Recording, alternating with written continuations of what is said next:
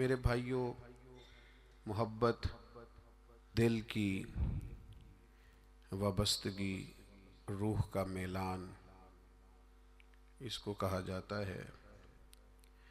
दिल इंसानी जिस्म का बादशाह है। जो चीज़ें दिल में पनपती हैं, जो ख्वाहिशात दिल के अंदर करार पकड़ती हैं, सारा वजूद वही करता है। इंसान का पूरा निज़ाम इसी दिल की फर्माबरदारी करता है। लेकिन होता यह है कि ना चाहते हुए भी, समझ बूझ रखते हुए भी, चीज़ों के मुज़र असरात से आगाही रखते हुए भी बाज़ों का दिल ऐसी चीज़ों की तरफ मिलान करता है जो बड़ी नुकसानदेह होती है। इंसान के वजूद का भी, उसकी रूह का भी, उसके बातिन का भी वो चीज़ें बहुत ज़्यादा नुकसान करती हैं। लेकिन इंसान उनसे बाज़-औक़ात निजात नहीं हासिल कर पाता। मसलन सबको पता होता है कि हिरस, लालच, हवस ये कोई अच्छी चीज़ नहीं।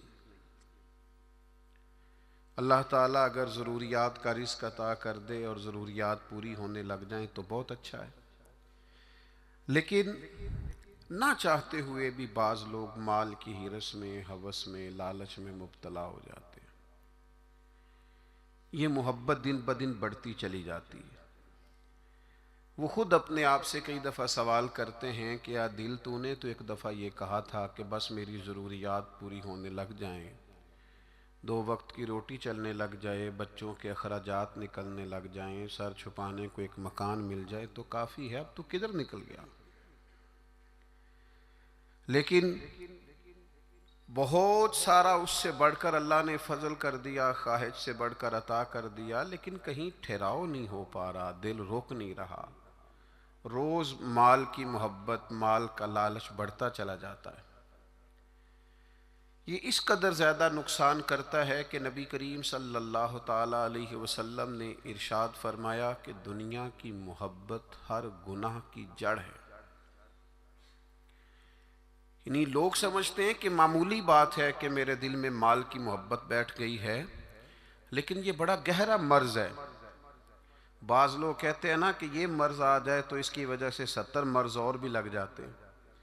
तो ये दुनिया की मोहब्बत वो मर्ज है, माल की मोहब्बत वो बीमारी है कि जिसकी वजह से सैकड़ों अमराज पैदा होते हैं, हलाल हराम की तमीज़ उठ जाती है, रिश्तों का तकद्दुस पामाल हो जाता है, बहन भाइयों के रिश्तों में दरार आ जाती है।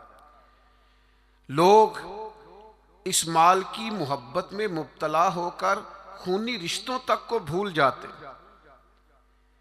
तो अगर मोहब्बत को सही रास्ता ना मिला, ये मोहब्बत इलाही और मोहब्बत रसूल सल्लल्लाहु ताला अलैहि वसल्लम के खूबसूरत उन्वानात की आदी ना हुई, तो फिर याद रखिएगा कि माल की मोहब्बत तो पूरे तौर पर उजाड़ देगी, अंदर को तबाह कर देगी। एक दूसरी मोहब्बत बड़ा नुकसान करती है, वो है शोहरत की मोहब्बत। मैं चाहा जाऊं, मेरी शोहरत हो जाए, लोग मुझे जाने, कोई ऐसा तरीका अपनाऊं जिसकी वजह से दुनिया के अंदर फेमस हो जाऊं, लोग मेरा नाम लेने लगे। आप यकीन करें, सोशल मीडिया के ऊपर बड़े बड़े वज़ादार, बड़े बड़े बारिश लोग, बड़े बड़े अच्छे और अच्छी कदो कामत और अच्छा नाम रखने वाले लोग फ़कत मशहूर होने के लिए वो हरकतें करते फिरते हैं कि कोई भी संजीदा आदमी देखे तो शर्म से उसकी नज़र झुक जाती। ये शोहरत, इसका लालच, ये शोहरत की तलब और शोहरत हासिल करने के लिए ऐसे ख़तरनाक तरीक़ों का हुसूल, शोहरत हासिल करने के लिए ऐसे कमज़ोर और ऐसे अखलाक से गिरे हुए रवैये का अंदाज तबाह कर दिया इसने दुनिया को, उजाड़ के रख दिया है लोगों को।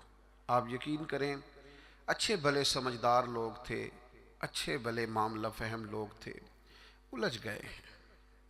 ज़हन बन गया है कि बस जो कुछ है वो यही शोहरत ही है। ओ मेरे भाइयों सुनो, हज़रत मौला अली शेर खुदा फरमाते, मुसन्नफ़ इब्न अबी शैबा में मौजूद है, हज़रत मौला कायनात फरमाते हैं, उसे मुबारक हो जिसे थोड़े लोग जानते हैं। वो काबिले मुबारकबाद है जिसका तारुफ कम लोगों में, जिसको जरा ज्यादा लोगों में जिसकी शनाख्त नहीं है। मेरे भाई, आप कभी उन लोगों से पूछ कर तो देखो, उनसे कभी मुलाकात तो करो जो बड़े मशहूर हो गए। कभी उनकी तन्हाई में उनके पास तो बैठो, उनसे पूछो तो सही। इस शोहरत के सबब से उन्हें कुछ ऐसे काम भी करना पड़ते हैं जो वो करना नहीं चाहते। उन्हें कुछ ऐसे रस्तों से भी गुजरना पड़ता है जहां से गुजरने का कभी उन्होंने सोचा भी ना था। वो तो चाहते थे कि कोई तन्हाई होती, कुरान मजीद का नुस्खा होता, 500 दाने वाली तस्बीह होती, कहीं मुसल्ले का नूर होता, दिल में हो याद तेरी गोशाए तन्हाई हो, फिर तो खलवत में अजब अंजुमन आराई हो। दिल चाहता था, लेकिन ये शोहरत, इसकी तलब। हाँ, एक बात है, अगर आप शोहरत चाहते हैं, मारूफ होना चाहते हैं, मशहूर होना चाहते हैं, बहुत सारे लोगों में चाहते हैं कि आपका नाम सुनहरी हुरूफ से हो और ज़्यादा लोग आपको जाने पहचाने, तो कुरान मजीद ने नुस्खा दिया है। फरमा इन्नल्लज़ीना आमनू व आमिलुस्सालिहाति सयजअलु लहुमुर रहमानु वुद्दा, जो ईमान लाने के बाद नेक अमल करेगा, रब लोगों के दिलों में मोहब्बत पैदा फरमा देगा। रहमान ऐसा माहौल बना देगा कि उन लोगों के दिलों में, अल्लाह ताला लोगों के दिलों में उस बंदे की मोहब्बत पैदा कर देगा। एक और मोहब्बत होती है, औलाद की मोहब्बत। बड़ी अच्छी मोहब्बत है, होनी चाहिए।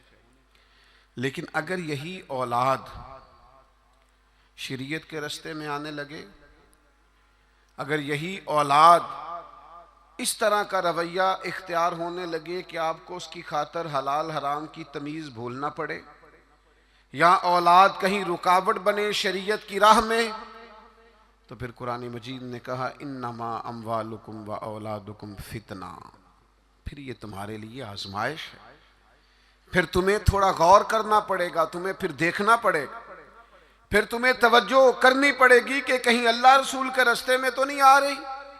हज़रत अबू बकर सिद्दीक रज़ी अल्लाह तआला अन्हु के बेटे ने एक दफ़ा कहा था कि अब्बा जी, मुसलमान होने से पहले जब बदर के दिन मैं कुफार की तरफ से लड़ते हुए आ रहा था तो आप मेरी तलवार की ज़द में आ गए थे।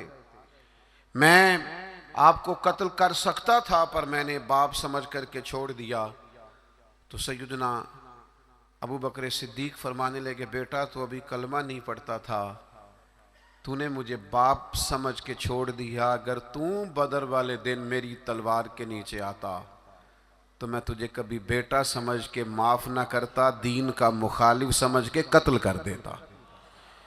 इसलिए कि जो औलाद शरीयत के रास्ते में आएगी, दीन के रास्ते में आएगी, पैगाम हक के रास्ते में आएगी, उसे औलाद समझकर दरगुजर थोड़ा किया जाएगा। मेरे अजीजों, वतन की मोहब्बत भी कभी गालब आती है, इलाके की मोहब्बत भी कभी गालब आती है। इंसान जहाँ पैदा होता है, जहाँ जवान होता है, जहाँ वक्त गुजारता है, जहाँ उसके अहबाब होते हैं, जहाँ उसकी दोस्तियाँ होती हैं, जहाँ उसके ताल्लुकात होते हैं, वो मोहब्बत भी कभी गालिब आती है। लेकिन याद रखना, सारा कुछ ही मक्का मुकरमा में मौजूद था, वहीं पैदा हुए थे सहाबा, वहीं दोस्तियाँ थीं, ताल्लुक़ थे, रिश्तेदारियाँ थीं। लेकिन जब पता चला ना कि महबूब को मदीना पसंद है, तो फिर किसी ने भी वतन से प्यार नहीं किया, मोहम्मद अरबी के शहर से मोहब्बत फरमाई है। आप इन सारी मोहब्बतों को गिनते जाएं, वो दौलत की हो, वो शोहरत की हो, वो इख्तदार की हो, वो औलाद की हो, वो मोहब्बत आपके लिए वतन की मोहब्बत हो, ये सारी मोहब्बतें कुर्बान की जाएंगी। लेकिन अगर किसी मोहब्बत को हासिल किया जाएगा तो वो अल्लाह रसूल की मोहब्बत है।